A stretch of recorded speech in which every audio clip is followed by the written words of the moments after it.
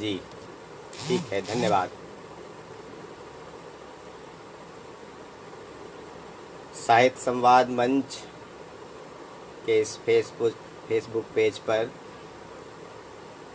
आप सभी मित्र जो जुड़ रहे हैं, मैं उनका मंच की ओर से और अपनी ओर से हार्दिक स्वागत कर रहा हूं। आप सभी मित्रों को नमस्कार। और जैसा कि आप सब लोग इस बात से विदित हैं कि ये वर्ष फणीश्वर नाथ रेणु जो हिंदी के सुपरिचित कथाकार हैं, उनका यह जन्म शती वर्ष है। और इस मौके पर साहित्य संवाद मंच समूह ने यह चर्चा उनके जन्म जयंती शताब्दी वर्ष के उपलक्ष्य में रखी है, जिसका विषय रखा गया है विशेष रूप से कहानीकार रेणु के पक्ष पर ही बातचीत होगी। नई कहानी आंदोलन और फणीश्वर नाथ रेणु, या नई कहानी आंदोलन और कहानीकार रेणु। बातचीत शुरू की जाए। एक बार पुनः साहित्य संवाद मंच के सभी आयोजकों को, सुजीत कुमार सिंह, नीतीश उपाध्याय और जो उनकी टीम है, उन सभी को बहुत बहुत आभार और धन्यवाद कि इस महत्वपूर्ण मौके पर, रेणु जन्मशती के मौके पर यह बातचीत आप सबके साथ करने का अवसर दिया। मैं उनका बहुत आभारी हूँ।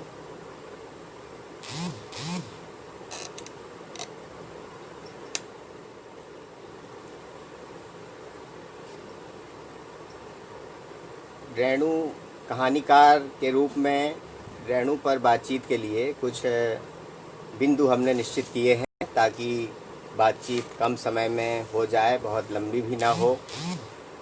और वैसे समय कुछ निश्चित नहीं है, लेकिन लगभग हमें मान के चलते हैं कि 1 घंटे के अंदर ही बात हो जाए तो अच्छा रहेगा।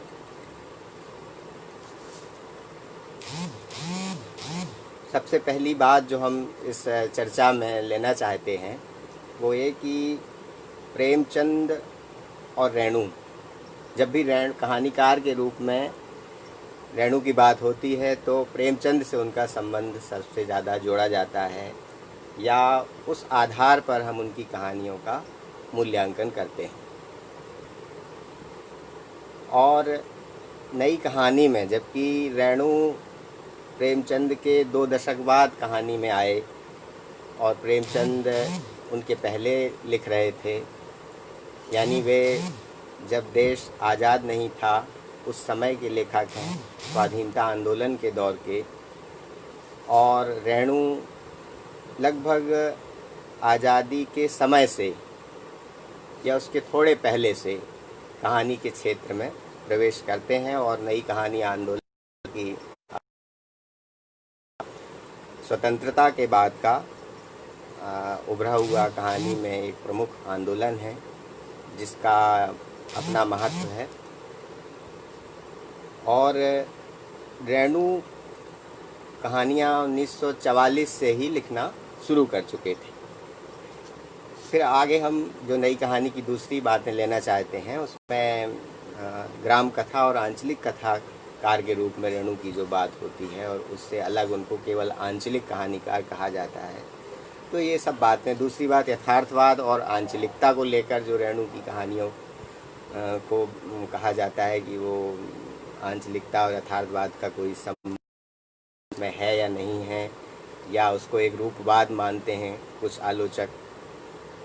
दूसरी चीज़, उनकी कहानियों के जो चरित्र हैं और पात्र हैं, कुछ कहानियों की भी हम इसमें चर्चा करना चाहेंगे, जो जाहिर है कि इस समूह के साथ बहुत से छात्र भी जुड़े हुए हैं, विद्यार्थी भी जुड़े हुए हैं। तो कुछ ऐसी कहानियों पर ही बात होगी, लेकिन हम कुछ दूसरी कहानियाँ जो रेणु की वैसे चर्चित नहीं है या वैसे ज़्यादा नहीं पढ़ी गई हैं, उनको भी थोड़ी संदर्भ में लेना चाहते हैं। बहरहाल अब हमें लगता है कि हमारे मित्र इस मंच से जुड़ गए हैं और आते जा रहे हैं। मैं उन सब का स्वागत करता हूं। हमारे मित्र प्रभाकर जी जुड़े हुए हैं और भी मित्र दिखाई दे रहे हैं। सबका स्वागत और हार्दिक अभिनंदन। जब भी कहानीकार के रूप में रेणु की चर्चा होती है तो अक्सर प्रेमचंद से उनकी कहानियों का संदर्भ लिया जाता है, सिर्फ इसलिए कि प्रेमचंद की ही तरह गांव और ग्रामीण पात्रों के अनुभव उनके यहाँ सबसे ज़्यादा है। ज़मीन उनकी भी वही है जो प्रेमचंद की थी। जीवन को जो लगभग आज़ादी के समय या आज़ादी के बाद का भारतीय ग्रामीण परिवेश है, उस जीवन को देखने की नज़र उनकी बिल्कुल अलहदा है या प्रेमचंद से अलग। इसी कारण शायद उनको आंचलिक कहानीकार का भी दर्जा मिला। जहाँ तक नई कहानी आंदोलन का संबंध है तो उस दौर में देखिए नई कहानी की चर्चाएं बहुत सी हो रही थीं और उस आंदोलन की शुरुआत, उसके नामकरण, उस दौर के जो कहानीकार थे उनके अपने अपने गुट थे और उनकी चर्चाएं इस तरह से हो रही थी। वो सब परिप्रेक्ष्य आपको ध्यान होगा और उसकी हम विस्तार से चर्चा नहीं करते हैं। लेकिन दूसरी ओर जिस आधुनिकता और आधुनिकता बोध और नगरीय जीवन के यथार्थ और नगरीय जीवन प्रेम संबंधों की या बदल रहे समाज की जो छवियां आईं और उनको प्रमुखता से नई कहानी के केंद्र में रखा गया और नई कहानी आंदोलन की बातें वहाँ से शुरू हुई। लेकिन उसके समय या बल्कि थोड़ा पहले से ही कहिए, नई कहानी आंदोलन की बाकायदे शुरुआत तो 1953-54-55 से होती है। कहानी पत्रिका के विशेषांक से मानते हैं और फिर कहानीकारों की और आलोचकों की उन चर्चाओं से उनके नामकरण को लेके तमाम तरह की बातें। लेकिन रेणु की कहानियाँ या रेणु कहानी के क्षेत्र में 1944 में ही बट बाबा उनकी जो एक पहली कहानी छपी थी और फिर पहलवान की ढोलक है जो 44 में आई, फिर रसूल मिस्त्री, रसप्रिया, फिर तीसरी किस्म, ये सब कहानियाँ जो उन्होंने लिखी का आशय है कि वो दूसरा मिजाज था कहानी का, वो रेणु के यहाँ उस समय आ चुका था और वो काफ़ी पहले ही चीज़ें दिख रही थी उन बदलावों की और बाद में जाकर एक दूसरे समूह के कहानीकारों के रूप में देखी गई और ग्राम कथा और नगर कथा की बात भी नई कहानियों में, नई कहानी के दौर में शुरू हुई कि ग्राम कथा अलग है और नगर कथा अलग है और दोनों का जो यथार्थ है, दोनों को देखने की जो नज़र है वो अलग है। अब यहाँ देखिए उन बातों को फ़िलहाल थोड़ी देर के लिए अलग रखें, लेकिन ग्राम कथा धारा में और उसमें आंचलिक कहानी को लेकर जो थोड़े से मतभेद हैं या उनको समझना चाहिए, क्योंकि नई कहानी में जो ग्रामीण परिवेश को रचने वाले कहानीकार थे वे केवल रेणु नहीं हैं, मार्कंडेय हैं, शिव प्रसाद सिंह हैं, शेखर जोशी हैं, शैलेश मटियानी की कहानियों में भी ग्रामीण परिवेश मौजूद है। उन्हें प्रेमचंद की परंपरा का कहानीकार माना जाता है। यह काफ़ी हद तक बात ठीक भी है कि जो है जो वातावरण है उनकी कहानियों का या नई कहानी की जो आंचलिक कथा के वातावरण का प्रभाव होते हुए भी जो उनकी अपनी कहानी की संरचना है, शिव प्रसाद सिंह की या शेखर जोशी की या मार्कंडे की, वो प्रेमचंद की संरचना के ज़्यादा करीब है। और लेकिन रेणु उसके करीब लगते हुए भी प्रेमचंद की संरचना के उनकी अपनी जो दृष्टि है, जो अन्य ग्रामीण जीवन के कथाकार हैं उनसे अलग है। और एक तरह से फिर रेणु को प्रेमचंद की परंपरा में कह देना एक तरह का सरलीकरण है। जाहिर है और जो नगरबोध के कथाकार थे जैसे निर्मल वर्मा आदि कहानीकार हैं, उनकी सर्वथा अलग पहचान हुई और कहानी को उन्होंने एक दूसरा नया प्रस्थान दिया, वो सब बातें हैं। लेकिन को यानी नगरी जीवन के कथाबोध को प्रेमचंद से अलगाना बहुत सहज है, क्योंकि बात ही अलग है। लेकिन रेणु को उनसे अलगाने के लिए उतनी आसानी शायद ना होगी। प्रेमचंद ने सैकड़ों ग्रामीण जीवन की कहानियाँ लिखी, लेकिन उनके समय आंचलिकता का शब्द नहीं आया था या आंचलिकता की उस समय बात नहीं हुई थी। आंचलिकता की बात रेणु से ही शुरू हुई। ग्राम कथा से उसकी अपनी सत्ता की, पृथक सत्ता की बात भी उसी समय उठी। नई कहानी के कहानीकारों ने ग्राम कथा की एक अलग जो व्यापक धारा की बात कही, जिसमें आंचलिक कथाकार अपने आप ही शामिल माने गए। ये बात भी आज फिर से विचार करने की ज़रूरत है कि क्या दोनों चीज़ें एक हैं। क्योंकि प्रेमचंद के समय से जो हिंदी कथा साहित्य में यथार्थवाद की जिस तरह से शुरुआत हो चुकी थी, और प्रेमचंद बेशक उसके एक बड़े लेखक हैं, और उसका प्रेमचंद के बाद की कथा पीढ़ी में जो चलन बढ़ा और प्रगतिशील आंदोलन की जो एक वैचारिक चेतना थी, उससे उसको एक मजबूत दृढ़ आधार भी मिला और उसकी महत्ता भी कथा साहित्य में स्थापित हुई। प्रेमचंद के समय से ही यथार्थवाद का एक खास संबंध ग्राम कथा धारा से रहा है, ग्रामीण जीवन संदर्भों से रहा है। और रेणु के कथा साहित्य को लेकर आंचलिकता की बात जब शुरू हुई कहानी में, और वो सब ग्राम्य संदर्भों पर जो प्रेमचंद के फ्रेम में लिखने वाले कहानीकार थे, वे ग्राम कथा में ही उसे सीमित रखने के तर्क देते थे।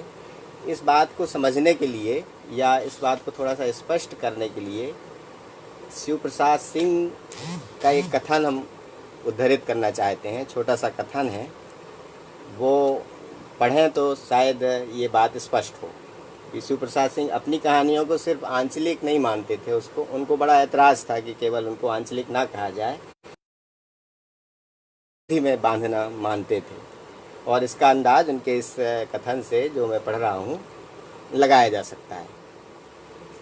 कथन है इस प्रकार: अक्सर संपूर्ण ग्राम कथा साहित्य को आंचलिक मानने का भ्रम हिंदी में फैला है। ग्राम कथा ज़्यादा व्यापक भावभूमि की वस्तु होती है। ग्राम जीवन सभी साहित्यों की परिचित वस्तु होता है, जबकि आंचलिकता एक खास प्रकार के विशिष्ट श्रेय के जीवन से अपने को संपूर्णतः संबद्ध कर देती है। उस जीवन को पूर्णतः उपेक्षित और अछूता समझकर उसके समग्र रूप का छोटे से छोटे रूप में पुनः प्रस्तुतिकरण आंचलिकता का लक्ष्य होता है। प्रत्येक ग्राम कथा आंचलिक नहीं होती, जबकि प्रत्येक आंचलिक कथा ग्राम कथा हो सकती। ये उनका लेख था, आंचलिकता और आधुनिक परिवेश। कल्पना मार्च 1965 में प्रकाशित हुआ था, शायद किसी पुस्तक में भी है उनकी। तो कहानीकार शिव प्रसाद सिंह के इस कथन से ग्राम कथा और आंचलिक कहानी में फ़र्क समझा जा सकता है, पर उनका ध्यान दें तो उनका स्पष्ट संकेत ग्राम कथा के समर्थन में आंचलिकता को उसी की एक सहवर्ती या उसकी साथ वाली प्रवृत्ति मानने की तरफ है। शिव प्रसाद सिंह आदि कहानीकारों की कहानियों में ग्राम यथार्थ की चेतना के साथ जो आंचलिकता का एक पुट आया है, वो एक दोनों का मेल है और वो उसी का समर्थन करते हुए जान पड़ते हैं। रेणु की कहानियाँ इस मामले में थोड़ी सी हमें अलग दिखाई देती हैं, बल्कि प्रगतिशील आलोचना में, प्रगतिवादी आलोचना में आंचलिकता को रूपवाद में भी रिड्यूस करके भी आलोचनाएं हुई हैं कि यह एक तरह का रूपवाद है। और जबकि ग्राम कथा से पृथक जो रेणु की अपनी कहानी की पद्धति है, उसको आज ठीक संदर्भों में उनका मूल्य ज़रूरत है। जो ग्रामीण समाज के जो कतिपय अंतर्विरोध हैं वो भी आंचलिकता के सारे वितान में भीतर समाये हुए हैं। और प्रेमचंद का जो भारतीय समाज आज़ादी के पूर्व का था जैसा मैंने कहा, और रेणु का आज़ादी के बाद का है, और प्रेमचंद से उनकी तुलना अगर की भी जाती है तो इस बात का हमेशा ध्यान रखना चाहिए कि प्रेमचंद एक कथाकार के रूप में जो उनकी चिंताएं थीं, जो उनके सरोकार थे, जो उनकी दृष्टि निर्मित हुई, वो उसके जो बुनियादी सवाल हैं वो स्वाधीनता आंदोलन के से सूत्रबद्ध हैं, और जो राष्ट्रीयता और पराधीनता से मुक्ति की जो एक व्यापक आशय और अवधारणा है वो उनके यहाँ बिल्कुल अलग है।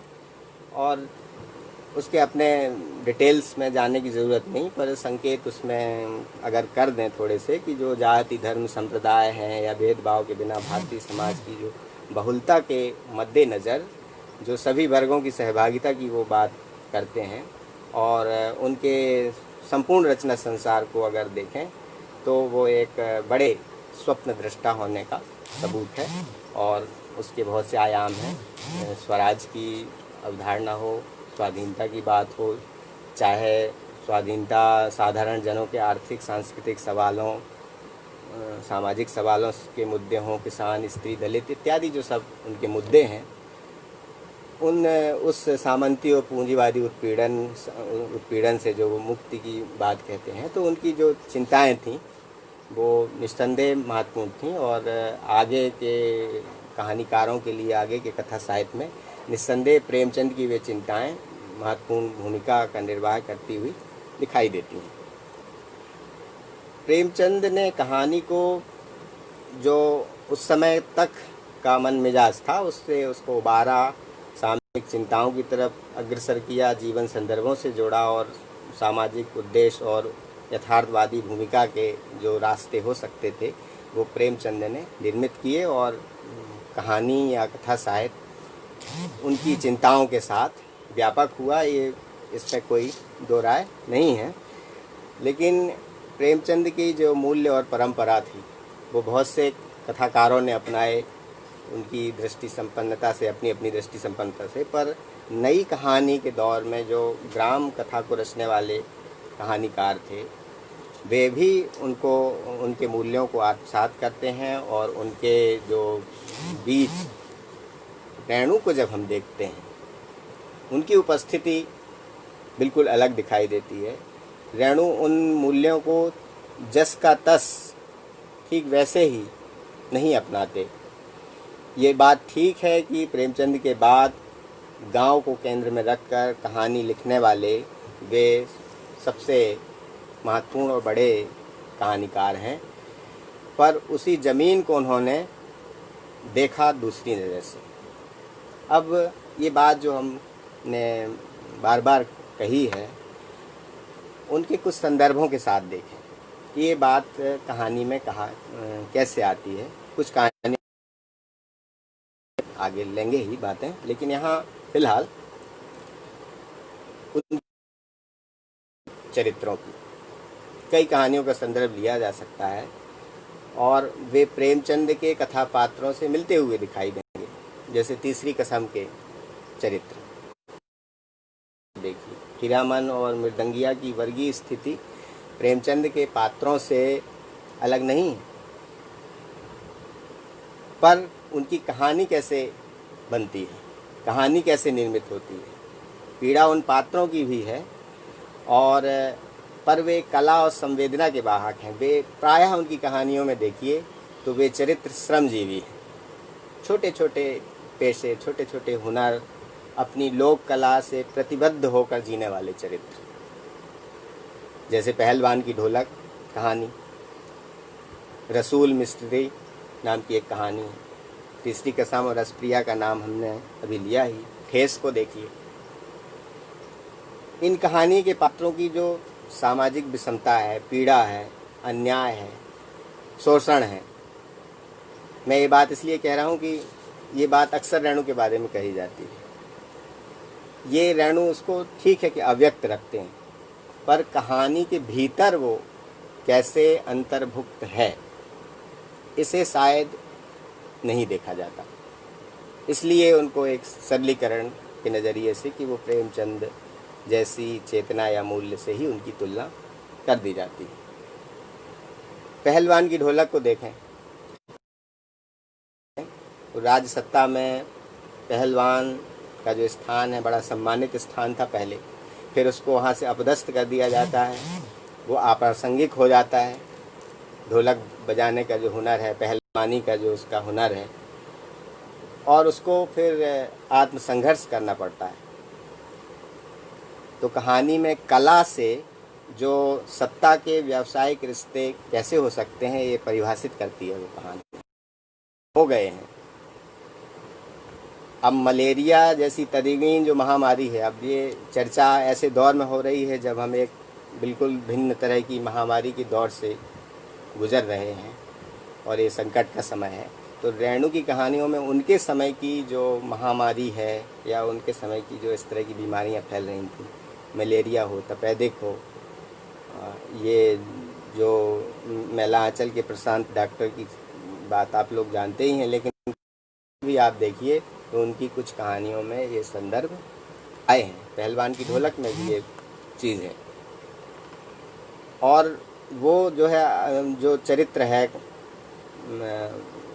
पहलवान, वो उससे संघर्ष करते हुए दिखाया गया है। उसकी बाद में मृत्यु भी हो जाती है और एक तरह से वो अपनी सामाजिक जवाबदेही जो कला के प्रति है और समाज के प्रति है, वो उससे अंत तक विमुख नहीं होता। वो स्वाभिमान के साथ मरते दम तक उसको कैसे निर्वाह करता है, इसको आप कहानी पढ़ें तो ठीक से शायद आप उसका अंदाज़ लगा पाएँ। इसी तरह रसूल मिस्त्री कहानी को देखिए। एक श्रमजीवी का हुनर, मतलब पेशे से वो, उसमें कहीं व्यावसायिकता की जगह नहीं है, मनुष्यता कहाँ तक व्याप्त है उसके भीतर। और रसूल जो है उसके सामाजिक होने का जो सौंदर्य है वो कहानी में देखिए, और पेशे से ज़्यादा वो उसको महत्व देता है। उसमें भी बीमारी का जिक्र है, वो सेवा भाव से काम कर रहा है। प्राथमिकता उसकी, अगर वो अपनी दुकान पर कुछ सुधारने का काम करता है, स्टोव या साइकिल, तो कोई आ जाता है और पहले वो छोड़ देता है। वो कम मिलेगी, वो बदनाम इसीलिए है कि उसके यहाँ सामान दे जाते हैं, फिर काम तो मुकम्मल होगा लेकिन वो कब होगा कब नहीं होगा ये कुछ निश्चित नहीं है। तो वह अपने तरह का एक चरित्र है। और ग्रामीण जीवन में ऐसे चरित्र की खोज जो रेणु करते हैं, तो रसूल मिस्त्री में एक मिस्त्री का जो की भूमिका है, वो कितना अपने पेशे में होते हुए भी समाज के प्रति उसकी अपनी जो जवाबदेही है, जो वो है, वो कहानी का अपना सौंदर्य है। तीसरी कसम कहानी को देखें, अनूठी प्रेम कथा के रूप में तो उसे पढ़ा ही गया है, और उस पर कुछ दूसरे सवाल भी साथ साथ इसके हम करेंगे जो शायद यहाँ हमको लगे कि चर्चा उन पर होना चाहिए। ये कहानी तो सबकी पढ़ी हुई है और बहुत पढ़ी गई है, सारे पाठ्यक्रमों में ही ये कहानी है, तो इसे सबने पहले पढ़ा है या जो इस समय विद्यार्थी हैं वो पढ़ भी रहे हैं। तो ये कहानी और मतलब कथाकार का पर्याय बन जाती है उनकी प्रसिद्धि का, उनकी ख्याति का। तो तीसरी कसम उर्फ मारे गए गुलफाम कहानी रेणु की ऐसी ही है। लेकिन यहाँ हीरामन और हीराबाई की जो उपस्थिति है कहानी के बीच में, अपने अपने पेशे में वो कैसे निपट अकेलेपन की त्रासदी और जो एक तरह का जो सामाजिक रिश्ता कहानी का बनता है, अकेलेपन का और समाज का, बिल्कुल नाजुक तंतु जो कहानीकार ने बहुत उभारा नहीं है, लेकिन वो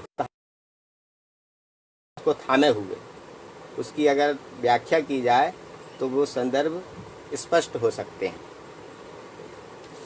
इसको थोड़े से संकेत में, क्योंकि अगर एक ही कहानी पर ज़्यादा बात होगी तो बहुत सी बातें फिर शायद छूट ना जाएं, इसलिए थोड़े से संकेत में। हीरामन गाड़ी चलाने वाला एक श्रमशील वर्ग का चरित्र है। उसके चरित्र को कहानी में जिस तरह से उभारा गया है उस पर ज़्यादा कुछ कहने की ज़रूरत नहीं है, और वो कहानी हीरामन की ही है।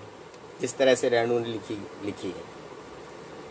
लेकिन दूसरी ओर कुछ लोग उसको कहते हैं कि वो एक तरफा प्रेम की कहानी है, या बहुत से सवाल हैं जो रेणु से किए जाते रहे हैं उस कहानी को लेकर। हीराबाई की उपस्थिति, तो हीरामन की जो सामाजिक स्थिति है और हीराबाई की जो सामाजिक स्थिति है कि उस पेशे में जो इस तरह की स्त्रियां लाचारी या मजबूरी में किस परिस्थिति में उस पेशे को अपनाया, जिसमें बहुत अच्छी व्याख्या इस कहानी की आलोचक विश्वनाथ त्रिपाठी ने की है। और उन्होंने इस संदर्भ को बहुत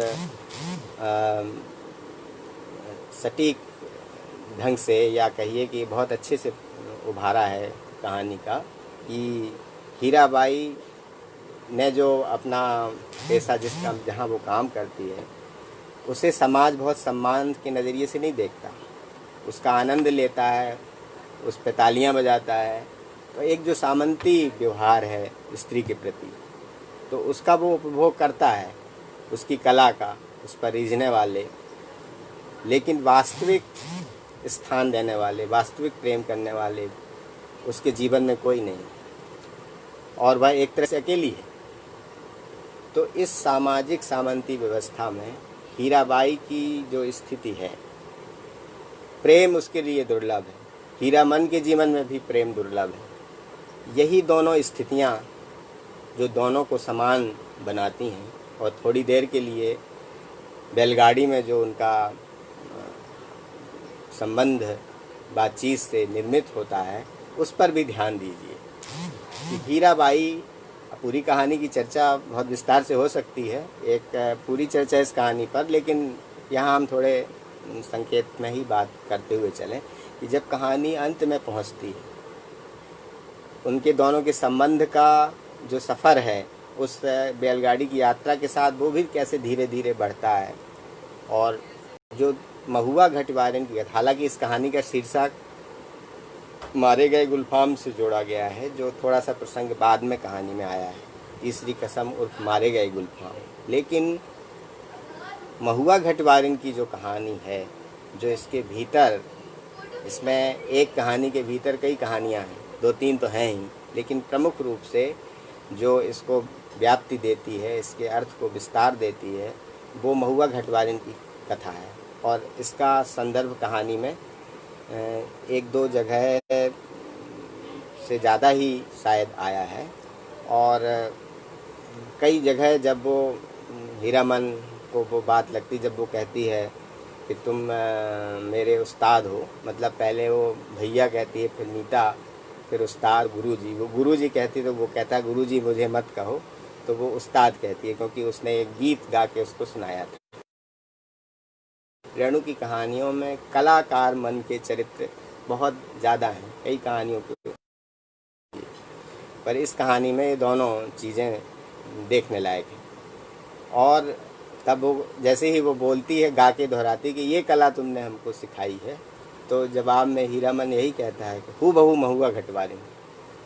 तो ये संबंध जो महुआ घटवारिन से उसके संबंध की जो यात्रा और जो सौंदर्य कहानी में है, वो अंत तक पहुंचता है। जब वो जा रही है, विदा ले रही है, और हीरामन की जो स्थिति है, उस समय मनोदशा है, रेलवे स्टेशन पर खड़ा हुआ है और गाड़ी जाने को है, और बक्सा ढोने वाला उन लोगों के संबंध, उनकी बात के बीच में हम जाता है, एक अवरोध की तरह। तो उसमें जो महुआ घटवारिन को ले जाने वाला सौदागर उस कथा में था, जो उसको नाव पर ले जा रहा था, लेकिन इस कथा में, हीरामन और हीराबाई की कथा में, सौदागर प्रत्यक्ष नहीं है कहानी में। तो जब वो बहुत दुखी है और कुछ पैसे देती है, दाहिने कंधे पे हाथ रखती है, पहले बाएं में रखा था, अब दाहिने कंधे पे हाथ रखती है, तो ये जो संबंध है, हीराबाई के मन में भी जो प्रेम है उसके प्रति, वो कहती है कि तुम्हारा जी बहुत छोटा हो गया और ये कोई चादर खरीद लेना। तो वो यही कहता है कि हरदम रुपया पैसा, क्या करेंगे चादर। और जब वो उसकी मनोदशा को पढ़ लेती है तो जाते जाते वो तो तुम्हारा जी बहुत छोटा हो गया मीता, और महुआ घटवारिन को सौदागर ने खरीद जो लिया है गुरुजी, ये इस वाक्य बोलती है। इस वाक्य में सारी उसकी जो पीड़ा है, एक स्त्री की पीड़ा, वो व्यक्त हो गई। उसी के सुनाई हुई कहानी और गीत के माध्यम से वो कह जाती है, और यह उसके पक्ष के प्रेम को, उसकी लाचारी को, उसकी व्यवस्था को व्यक्त करता है। तो इसका संबंध जो एक लोक कथा से जुड़ता है, आंचलिकता के सबसे ज़्यादा संबंध, अगर रेणु को आंचलिक माना जाता है तो सर्वाधिक जो आंचलिकता के संबंध हो सकते हैं कहानी में, और भी कहानियों में, ऐसा नहीं है खाली इसी में, लेकिन जिस कारण से उनको आंचलिक, और ये तो उनकी बहुत सिग्नेचर कहानी है, बहुत पढ़ी गई कहानी है, इसमें भी सबसे ज़्यादा है। शुरू से आप देखिए, ज़्यादा चर्चा नहीं, केवल नाम ले दें। हीरामन चरित्र स्वयं में एक लोक कलाकार, महुआ घटवारिन की कथा, बैलगाड़ी, बैलों से उसका रिश्ता, उस यात्रा में जो चीज़ें आती हैं, उसमें जो लोक विश्वासों की बात आती है, जो उसमें प्रकृति की बातें आती हैं, चंपा का फूल आता है, बहुत सी चीज़ें हैं जो एक तरह की मध्यकालीन लोक कथा काव्यों का एक जो स्वप्न जैसा है, मूर्छित हो जाना और मतलब सौंदर्य को, प्रेम को देखकर हकबका जाना, तो उसको ठीक वास्तविक हीरामन की जो वर्गीय स्थिति है उसके साथ, क्योंकि उसके जीवन में तो ये संभव ही नहीं हो सकता था, इस तरह से रेणु जो चित्रित करते हैं। फिर आंचलिकता के संदर्भ अगर आप देखें तो उस कहानी की कड़ियों में मेला जो प्रमुख रूप से, जो पूरी एक लोक संस्कृति का रूपक हुआ करता था, वो मेला उस कहानी में मौजूद है। और मेला का जो क्रेज है लोक जीवन में जनता के साथ, उसका सामाजिक, सांस्कृतिक और आर्थिक भी जो रिश्ता है मेले का, वो सब संकेतों में कहानी में कहा गया है। और नौटंकी से जो प्रेम है, और दूसरा पक्ष जो हीराबाई है वो कलाकार नौटंकी की है ही, गाने वाली, नाचने वाली, तो ये पक्ष जो उसमें जुड़ा हुआ है। तो सारी कहानी में लोकगीतों का और मेले का, अंचल की जो जितनी, पूरा एक रूपक कहानी अपने आप में बन जाती है। जहाँ तक अब इसकी जो छिपी हुई, अब उसको नाम ही देना हो, अगर उसको कहना हो कि उसमें यथार्थ या उसमें विचार या उसमें प्रगतिशीलता की चीज़ें कहाँ, तो वो हैं, वो हीराबाई के चरित्र में है, उसकी वर्गीय स्थिति में, हीरामन में वो छुपी हुई हैं। ये रेणु हैं, वो इस तरह से ही कहते हैं, इसलिए वो प्रेमचंद से अलग है। खैर, इस कहानी को सभी ने बहुत पढ़ा है, बहुत सी और बातें हैं जो इस पर की जा सकती हैं। रसप्रिया को देखें, रसप्रिया में भी जो प्रेम कथा, जाति भेद और स्त्री के जो सामंती शोषण का जो प्रश्न है, वो कैसे कहानी के भीतर घुला हुआ है, ये जो बात है कि ये कहानी को एक अलग प्रेम कथा के रूप में प्रस्तुत करती है। तो जो भी रेणु के कलाकार हैं, कहानियाँ हैं, उनके नाम तो कम से कम हम ले ही सकते हैं कुछ, जैसे लालपान की बेगम है, पंचलाइट है, और जो सिर पंचमी का सगुन है, संवदिया है, नैना जोगिन, आदिम रात्रि की महक, ये तमाम जो कहानियाँ, नित्य लीला, इन सब कहानियों में से कुछ में, सभी में ही नहीं, पर ज़्यादातर वो ऐसे चरित्र हैं जो कलाकार हैं। कला उन्हें जीने का एक फक्र देती है, ऐसे ही नहीं, और वह साहस भी देती है कि कला की वो मनुष्यता के तने सिर सी खड़ी रहती है। इसके लिए उदाहरण ठेस कहानी है, जो सब ने पढ़ी होगी। ठेस कहानी में सिरचन की उपस्थिति को देखिए। ये कला, श्रम और मनुष्यता के बारे में कहानी बहुत कुछ कहती है, और प्रगतिशील आलोचना प्रेमचंद की या उनकी परंपरा की जो व्यक्त संघर्षशील वैचारिक चेतना है, उसको तो सहजता से पहचान लेती है, पर रेणु की जो अपनी अव्यक्त जो निजता है या अव्यक्त स्वरों की पहचान शायद आलोचना से चूक जाती है, इसलिए हमको रेणु वैसे उस चेतना में दिखाई नहीं देते हैं, वो दिखना नहीं चाहते हैं इस तरह से। तो पूंजीवादी तंत्र जो है वो श्रम का और कला का शोषक है। वह इनकी जो नियामक सत्ता है, यानी जो लोक संस्कृति का नाशक है। रेणु के जो हमने उदाहरण लिए, वे अपनी जो आत्म प्रतिरोध है, जो उस तंत्र के विरुद्ध खड़ा हुआ है, जो रेणु ये उभारते हैं, उनका आत्म प्रतिरोध, यह स्वयं में ही यथार्थ है रेणु का। और रेणु की कहानियाँ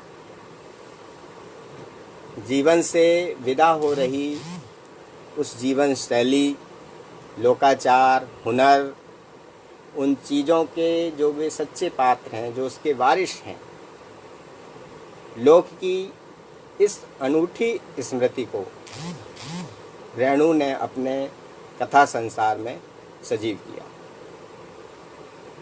इसलिए सामाजिक सांस्कृतिक जीवन से बीत रही उन स्थितियों को उनकी संपूर्ण यथार्थता के साथ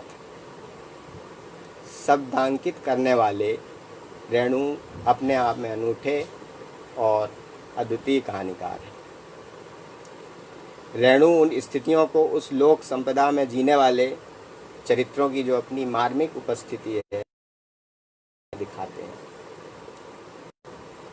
रेणु के समय ही, जब रेणु कहानियाँ लिख रहे हैं, नई कहानी आंदोलन के समय से, उसके कुछ पहले से ही, वे उनके समय जिस नई सभ्यता ने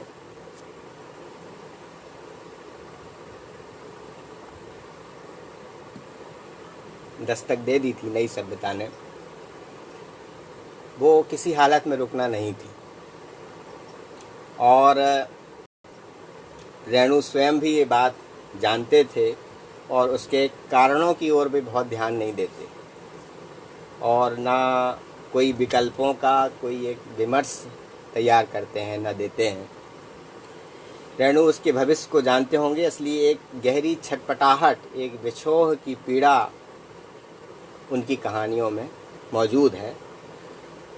रेणु के समय लोक संपदा के जो आंचलिक सरोकार थे, जो लुप्त हो रहे थे, और आज तो वे हो ही चुके हैं, उनकी आसक्ति हो सकती है।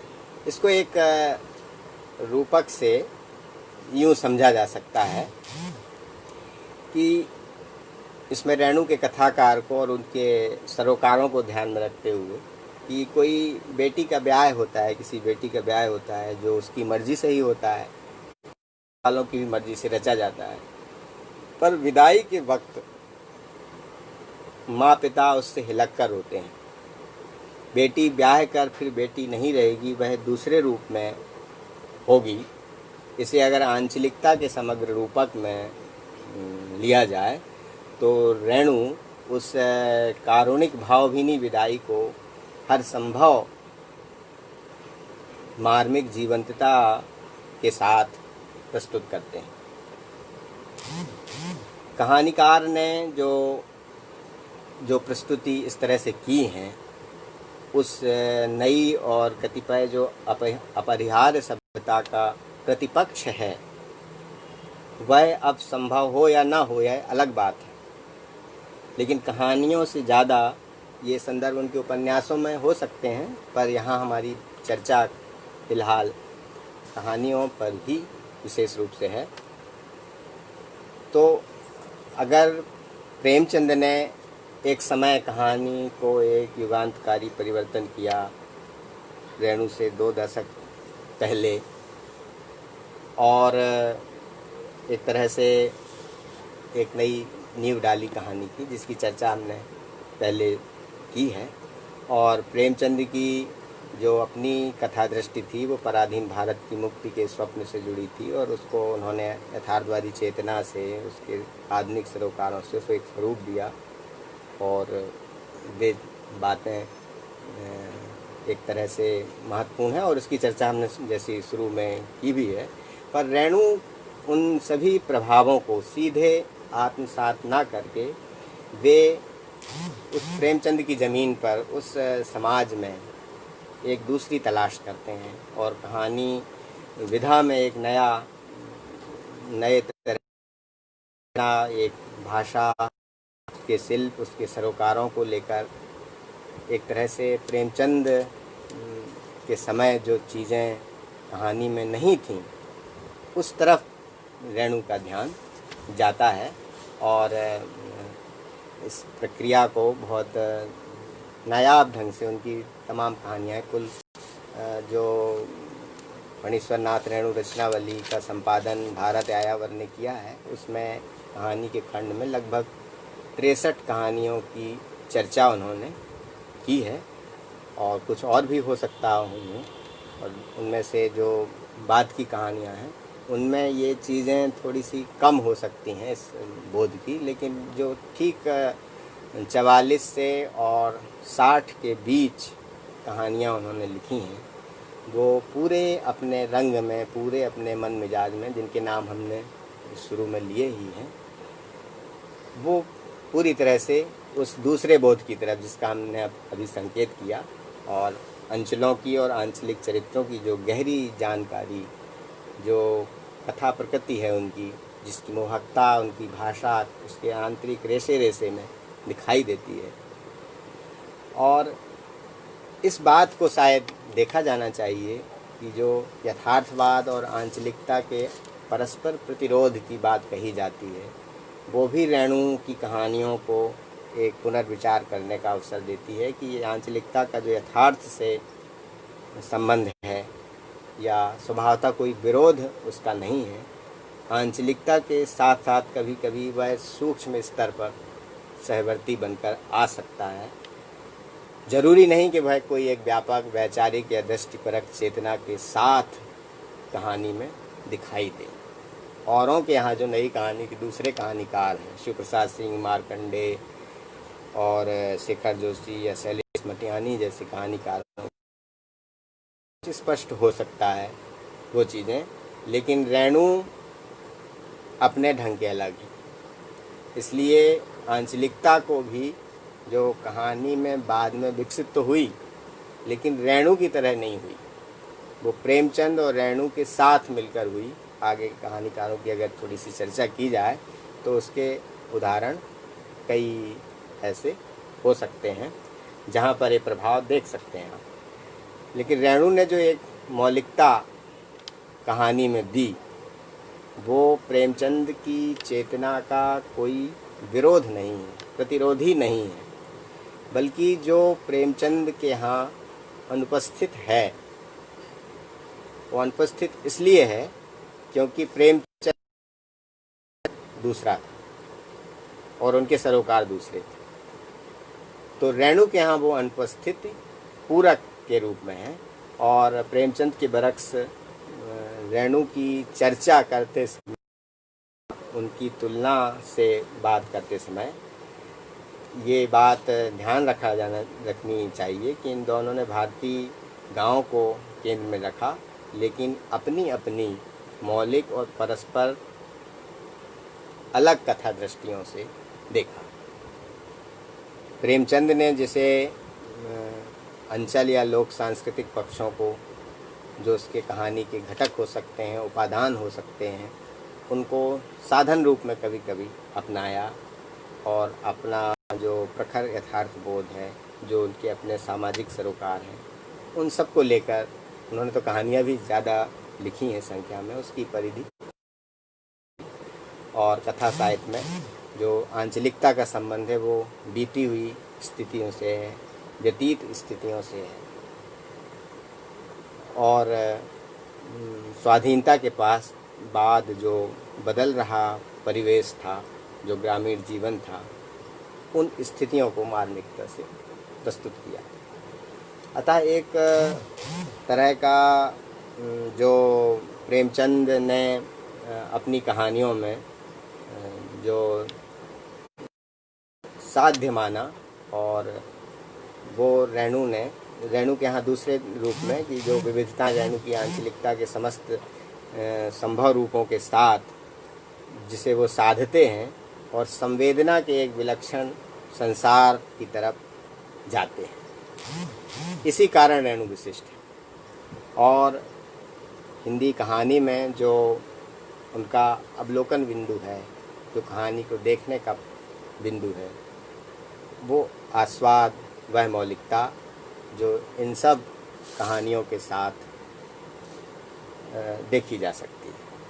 तो ये एक तरह से जो बात हमने शुरुआत प्रेमचंद और रेणु से की, तो इसका मतलब एक तरह से समाहार हम इस तरह से मान सकते हैं कि ये प्रेमचंद और रेणु कथा साहित्य की दो भिन्न तरह की दृष्टियां होते हुए भी परस्पर पूरक हैं, एक दूसरे ठहराती, और परवर्ती कहानी पर, बाद की कहानियों पर दोनों का ही प्रभाव है, दोनों की ही भाषा और दोनों की ही संवेदना का असर कई रूपों में है। जो कहानी को सूत्र देते हैं, कहानी को जो मुकाम देते हैं, जो प्रस्थान देते हैं, दोनों अपने अपने क्षेत्र के सिद्धहस्त कथाकार थे।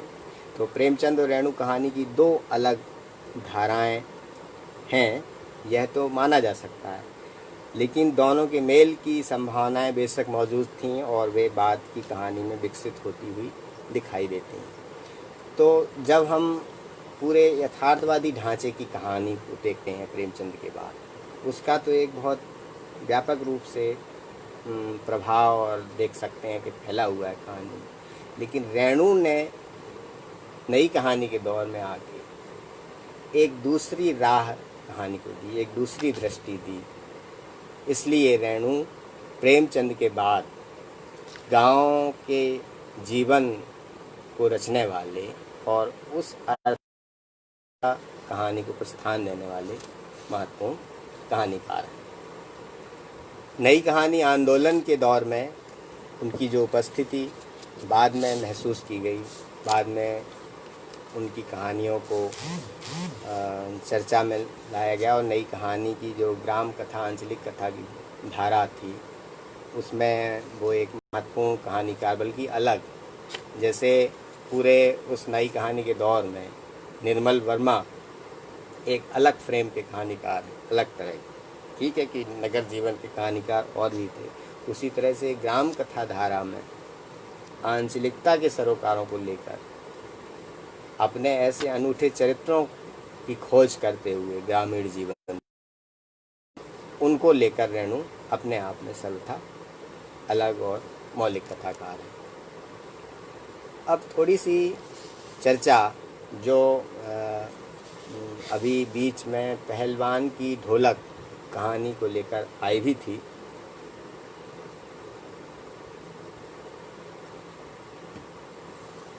वो महामारी के दौर में या रेणु की कहानियों में वो संदर्भ बहुत है। दो तीन कहानियों के नाम हम ले दें कि ये संदर्भ उन कहानियों में मौजूद है। प्राणों में धुले हुए रंग, एक रेणु जिसमें मलेरिया और हैजा जो फैला हुआ है गांव में, उसके साथ कहानी विकसित होती है। बीमारी की दुनिया में एक कहानी का नाम भी है, जिसमें क्षय रोग से पीड़ित समाज, और उसमें जो चिकित्सा के ऐसे लोग हैं जो सामाजिक कार्यकर्ता हैं।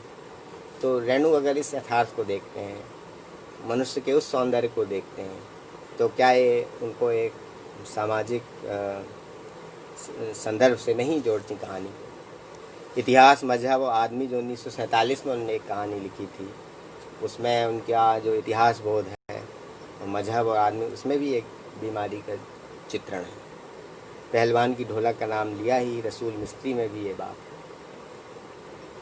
अब जो एक बात जो रेणु की कहानियों में पात्रों की उपस्थिति के साथ स्त्री जीवन या स्त्री पात्रों की उपस्थिति के साथ जो एक सामाजिक अंतर्विरोध झांकता हुआ दिखता है, झलकता हुआ दिखता है। ऐसी भी कुछ कहानियों के नाम लिए जा सकते हैं, जैसे संवदिया। संवदिया कहानी में देखिए जो बड़ी बहुरिया चरित्र है और हरगोविंद जो संवदिया है, ये बड़ी बहुरिया के बड़ी बहुरिया जो एक समय उनका बहुत प्रतिष्ठित परिवार था, बहुत सामंती परिवार में जो ब्याही गई थी वो, अब वो वैभव उनके परिवार का नहीं रहा, सब बट गया, सब बिक गया और उनके जो परिवार के लोग थे वो सब शहर में बस गए। अब वो अकेली बची और उनकी गरीबी जो बाहर का केवल के इतना बड़ा हवेली है और उसमें वो रहती हैं, और उनकी जो पीड़ा है, उनकी जो एक सामाजिक स्थिति है, वो अपने मायके संवदिया के जरिए संवाद भेजती हैं। और संवदिया की मतलब दोनों चरित्र, एक स्त्री के नज़रिए से उसको देखिए, सामाजिक स्त्री, वह अपने मायके कि अब उसको उनके भाई ले जाएं और ये जो गरीबी में भाजी और ये सब जो ऐसी चीज़ें खा के वो अपना गुजारा कर रही हैं और कब तक ये पीड़ा सही है। बड़ी मार्मिकता से अपनी पीड़ा को संवदिया से कहती हैं। वो संवदिया जाता है, लेकिन वहाँ जाकर भी वो कहता नहीं, एक गांव की शान और कि वो अपनी गांव बड़ी बहुरिया की पीड़ा वहाँ मायके में जाकर कहे। ये जो रेणु का बोध है भारतीय समाज, और उसमें हरगोविंद जैसा चरित्र जो लौट कर आता है और कहता है कि अब मैं पूरा यहाँ काम करूँगा, सेवा करूँगा। संवाद नहीं कह पाता वो बड़ी बहुरिया भी कहती हैं कि मुझे संवाद भेजना नहीं चाहिए था। तो संवदिया में जो एक मार्मिकता है दोनों चरित्रों की, उसको स्त्री के नज़रिए से भी देखिए, उसकी सामाजिक स्थिति से, और संवदिया की संवेदना से, ग्रामीण जीवन के मूल्य से, निष्ठा से भी देखना चाहिए।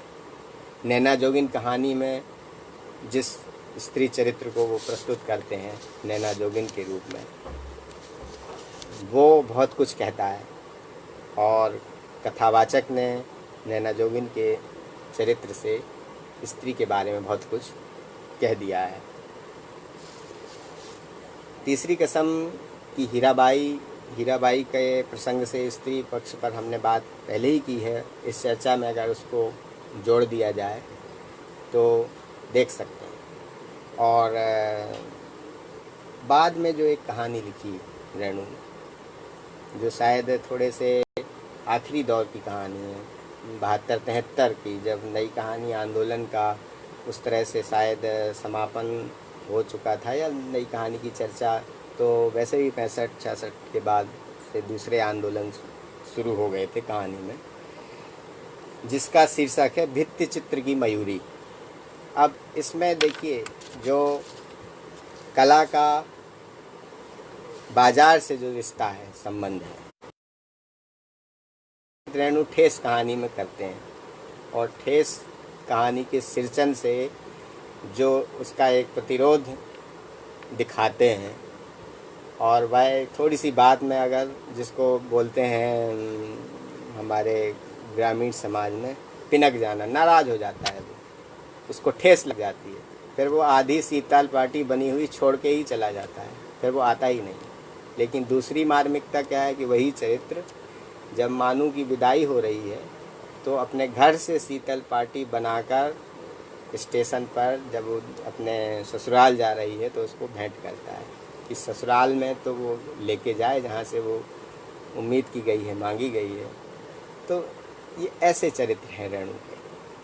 तो यहाँ जो भित्ति चित्र की मयूरी है, जिसमें एक मधुमनी पेंटिंग कला बनाने वाली जो स्त्री है गांव की, उसको बाजार आकर्षित करता है और उसको प्रलोभन देके पुरस्कार या ऐसी कुछ स्थिति है कहानी में, बाहर पटना शहर या कहीं पर ऑफर है वहाँ जाने का, जिसके उसको बहुत पैसा भी मिल सकता है। और वो, लेकिन वो जो कला बनाने वाली स्त्री हैं मधुबनी, वो उस गांव को छोड़ के नहीं जाती और फिर वो वहीं पर मधुबनी कला का सेंटर खोले जाने का निर्णय लेता है। तो उसका जो आखिरी पक्ष है कहानी का, जो सौंदर्य जहाँ खुलता है कि उसी गांव में ही रहेगी, वो जाएगी नहीं, बाजार के साथ नहीं होगी, वो अपने मूल्यों के साथ होगी। तो रेणु अंत तक इन चीज़ों से, मतलब अपने कहानी लेखन के आखिरी दौर में इन चीज़ों से कैसे अपने सरोकार रखते हैं। ठीक है कि अब वो चीज़ें ठीक वैसी नहीं रहना थी, वैसी नहीं होना थी। भाई प्रेमचंद ने भी तो उन चीज़ों से संघर्ष किया जिसको वो जानते थे कि औद्योगिकीकरण की आंधी आई और जिस तरह से विकास हुआ वो रुकना नहीं था, लेकिन उन्होंने सूरदास जैसा जीवट चरित्र खड़ा किया, रंगभूमि जैसा उपन्यास लिखा। तो रेणु ने जो है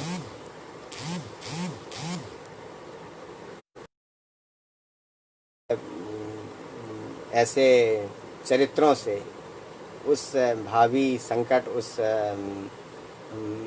अपनी संवेदना और चेतना की लगातार अपने चरित्रों की जो अपनी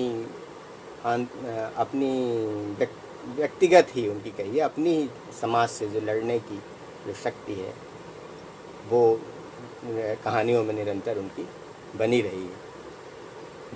और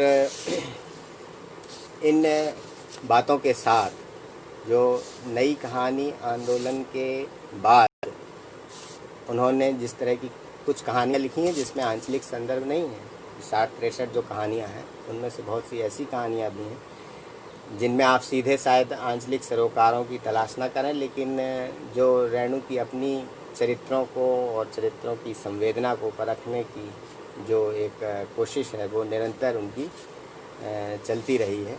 और शायद जब वो 72-73 में कहानियाँ आखिरी दौर में लिख रहे हैं तब उन्होंने एक कहानी लिखी थी, एक अकहानी का सुपात्र। तो शायद ये शीर्षक कहीं संकेत कर रहा है कि वो उस समय चल रहे कहानी के आंदोलन की कहानी जिसे अकहानी कहा जा रहा था से भी वाकिफ़ थे और उसमें भी वो अपनी एक तरह से अपना पक्ष रख रहे थे। तो कहानी में जिन सरोकारों, जिस संवेदना और जिस अपने ढंग से रेणु आते हैं वो अपनी कहानी यात्रा में वो निरंतर बरकरार रखते हैं और कहानी को नई कहानी में बिल्कुल अलग अपनी उपस्थिति से, और नई कहानी में ही क्यों बाद तक जो मतलब पूरी कहानी यात्रा में अगर उसके एक अलग मुकाम देने वाले कहानीकारों में हम प्रेमचंद को याद करते हैं और फिर उसी तरह से हम नई कहानी में निर्मल वर्मा को याद करते हैं। उनकी सहमति या असहमति अपनी जगह हो सकती है। उसके पहले आप जाइए तो जैनेंद्र अग्गे हैं या यशपाल हैं, लेकिन यशपाल हैं या यशपाल की तरह या उस प्रगतिशील आंदोलन जो कहानी का नहीं था, पूरे ही साहित्य का आंदोलन था, उस चेतना और उस धारा में जो लिखने वाले कहानीकार हैं वो कहीं ना कहीं प्रेमचंद के सरोकारों का ही विस्तार कर रहे हैं। उस चेतना से ज़रूरी नहीं कि वो ग्रामीण ही संदर्भ हों, लेकिन आंतरिक चेतना, और वो नई कहानी के कहानीकार भी करते हुए आ रहे हैं। शिव प्रसाद सिंह की कहानियों में देख लीजिए, नन्नो वगैरह, कर्मनाशा की हार, शेखर जोशी की कहानी में देख लीजिए, कोसी का गटवार या उनकी जो और कहानियाँ हैं, और शैलेश मटियानी हैं या मार्कंडेय की कहानियों में देखें तो उसमें एक चेतना का स्तर, कहानी से संबंध वो बना हुआ है, वो सरोकार स्पष्ट हैं, वो आंचलिकता की ओर भी आकर्षित है, लेकिन रेणु आंचलिकता की ओर आकर्षित होते हुए भी पक्षधरता का, समाज से चरित्रों और कहानियों की तलाश का और रिश्ते का ठीक वैसा ही रिश्ता नहीं बनाते, उनसे अलग बनाते हैं। इसलिए रेणु अलग है। हमें लगता है कि हमारी बात पर्याप्त हो गई है और 1 घंटे तक बात कर ली है। इससे ज़्यादा करेंगे तो आप लोग भी सोचेंगे कि काफ़ी लंबा हो रहा है। तो बहुत बहुत धन्यवाद आयोजकों का, साहित्य संवाद मंच के सभी साथियों का, जो लोग समय निकालकर इस चर्चा में शामिल हुए। आप सभी का बहुत बहुत आभार और धन्यवाद।